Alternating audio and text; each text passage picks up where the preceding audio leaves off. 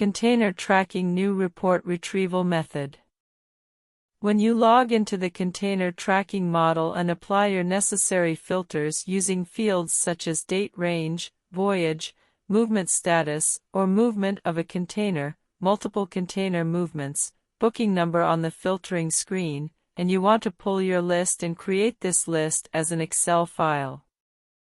You can create your Excel file by setting the record of your Excel list as 100, 1000, 10,000, 100,000 from the Option tab next to the Excel button at the top right of the screen. Another new addition to our system is the Movement Report. It is in the Container Movement List module in the Container Tracking area.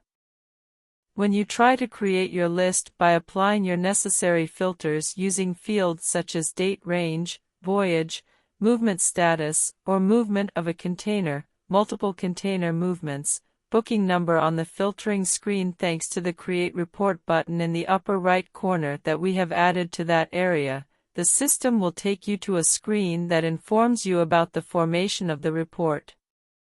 On this screen, it informs you that the report has started to be created and that you can access this report within 10 minutes. While creating this report, you can get information about the status of the Excel report by clicking the List button.